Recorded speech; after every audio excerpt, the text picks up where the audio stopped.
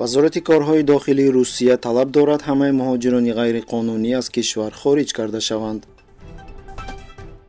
ҳомиёни ҳуқуқ аз Русия даъват доранд фаъолони тоҷикро истирдод накунанд.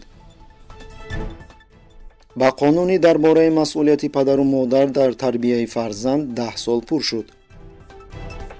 Коллеги, я бы здесь хотел к вам с просьбой обратиться. вазорати корҳои дохилии Русия аз мақомоти кишварҳои пасошӯравӣ талаб кард шаҳрвандони худро ки дар Русия дар ҳолати ғайриқонунӣ қарор доранд то 15 июн берун аз кишвар намоянд. дар ин бора дар ҷаласаи ассамблеяи байни парлумонии Иттиҳоди давлатҳои муштарак муовини роҳбари вазорати корҳои дохилии Федератсияи Русия Александр Горовой изҳор дошт. хабар медиҳад РИА Новости.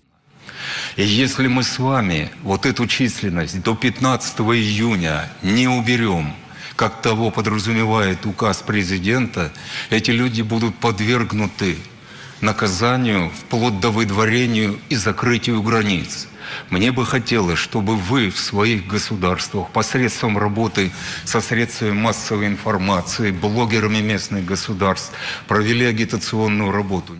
аксарияти муҳоҷирони ғайриқонунӣ аз кишвари Ӯзбекистон мебошанд. беш аз 332 000 нафар. Тоҷикистон бо 247 000 нафар дар ҷои дуввум қарор дорад. пас аз онҳо Украина бо 152 000 нафар, Озарбойҷон 120 000 нафар, Қирғизистон 115 000 нафар, Арманистон 61 000, Молдова 56 000 ва Қазоқистон 49 000 нафар мебошанд. У нас до 30 апреля карантин, самоизоляция, мы не можем выйти на работу.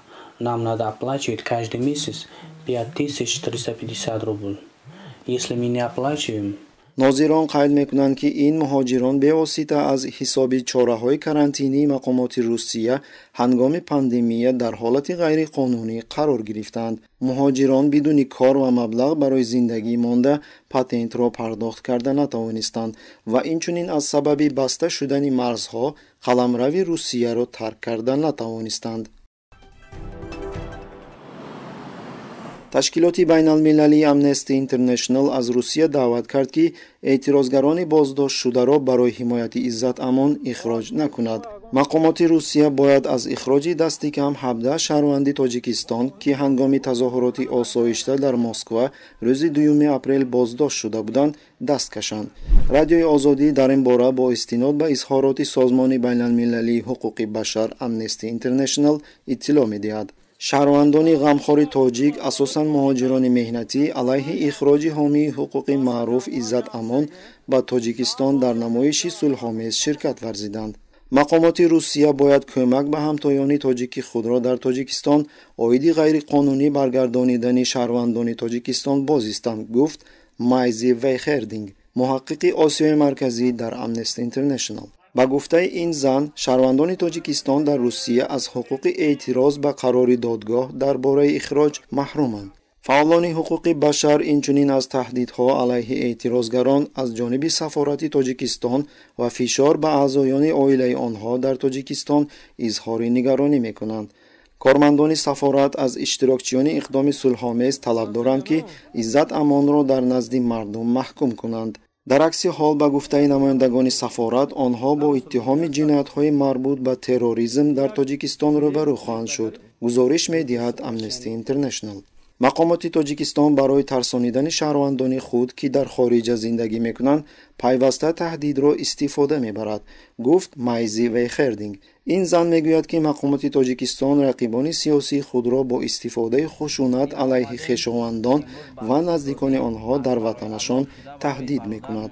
бо мусоидат ва ташвиқи бозгашти иҷбории шаҳрвандони Тоҷикистон, Кремл ҳаёти беш аз 10 нафарро ки барои иштирок дар амали зидди беадолатӣ дар ватан ба иттиҳоми терроризм рӯбарӯ мешаванд, таҳдид мекунад, гуфт муҳаққиқи Amnesty International дар Осиёи Марказӣ. ин мо 27 нафар 28 нафар будем, нимша гирифтан, ними дигаша дига аде рӯй кардестан. моҳи августи соли 2011 мақомоти Тоҷикистон қонун дар бораи масъулияти падару модар дар таълим ва тарбияи фарзандро қабул кард.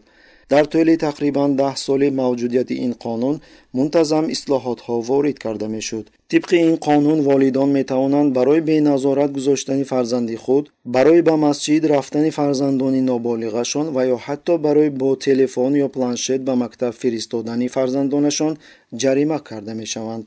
радиои озодӣ кӯшиш кард то қабули ин намуди қонунро бо тарафдорон ва танқидкунандагони он суҳбат кунад, то муайян гардад ки чӣ андоза ин қонун дар ҳаёти шаҳрвандон таъсир дорад. муаллифони қонун мегӯянд ки он барои тарбияи фарзанд ҳамчун як шахси аз ҷиҳати маънавӣ рушд карда ва салоҳиятнок хеле муҳим мебошад. масалан, раиси кумитаи маҷлиси намояндагон оид ба илм, маориф, фарҳанг ва сиёсати ҷавонон Насиба Содиқӣ ба радиои Озодӣ гуфт ки волидон аз тарси ҷаримаҳои калон ва ҷавобгарии ҷиноятӣ кӯшиш мекунанд ки талаботи қонунро ба қадри имкон самаранок риоя намоянд. таҷриба нишон медиҳад ки худи сокинон ин қонунро дастгирӣ мекунанд ва ҳоло дар натиҷаи татбиқи ин қонун масъулияти тарбияи фарзандон на танҳо бар дӯши мактаб ва муаллимон, балки бар дӯши волидон низ бор карда мешавад, гуфт мансабдор. устоди ҳуқуқшинос Шокирҷон Ҳакимов бар он назар аст ки қонуни мазкур наметавонад тамоми масъалаҳои марбут ба тарбия ва рушди насли наврасро ба таври муфассал танзим кунад. бидуни ин волидон вазифаҳо ва ӯҳдадориҳои худро дар тарбияи фарзанд хуб медонанд. ин ба суннатҳои чандин асраи мо бармегардад. аммо мумкин аст ки дар баъзе ҳолатҳо рафтори на он қадар хуби кӯдакон ба омилҳои иҷтимоӣ, иқтисодӣ ва фарҳангӣ вобаста бошад. пас барои чунин ҳолатҳо кодекси ҷиноятӣ ё кодекси ҳуқуқвайронкунии маъмурӣ мавҷуданд. аммо мо гаштаю баргашта қонунҳоро қабул мекунем ки воқеан бесамар мебошанд, қайд мекунад устод. барои вайрон кардани қонун дар бораи масъулияти падару модар дар таълим ва тарбияи фарзанд барои волидон ба маблағи 120 сомонӣ ҷарима пешбинӣ шудааст. мақомот мегӯянд ки дар соли 2020 аз ҷониби додгоҳ беш аз 13 000 парвандаи масъулияти волидайн баррасӣ шудааст. тақрибан 6000 шаҳрванд огоҳӣ гирифтанд ва 7000 нафари дигар ҷарима ба маблағи 1,1 миллион сомонӣ, яъне $96,000 ИМА пардохт карданд. таҳририяти хабарҳо барои шарҳи ин қонун ба Шокирхон Домулло аз шаҳри Душанбе муроҷиат намуд. дар маҷмӯъ барои ҳеҷ як сокини Тоҷикистон пӯшида нест ки ҳадафи қабули қонун дар бораи масъулияти падару модар дар таълиму тарбияи фарзанд гирифтани пеши роҳи бедории исломӣ мебошад. бо сабаби он ки қонун дар аввал саросима қабул карда шуд, бинобар ин ба он мунтазам ислоҳотҳо ворид карда шуд. пеш аз ҳама ин қонун ба тарбияи насли наврас дар рӯҳияи ватанпарварӣ ва миллатгароӣ равона шуда буд. қонуни мазкур рафтани кӯдакони то 18 соларо ба масҷидҳо ва таҳсили динӣ манъ кард ва ин баъдан натиҷа дод. ҷинояткорӣ дар байни насли наврас чандин маротиба афзоиш ёфт ки холигии маънавӣ ва зеҳнии онҳоро арзишҳои ғарб бо зудӣ пур кард. фарзандони мо мисли русҳо шуданд. 220 сомона буровард. ҳамин симкати кашидем, дастшибдаги ҳамин пуло ахир дағалтид. баъд симкати кашидем ва харидем корчакати задура.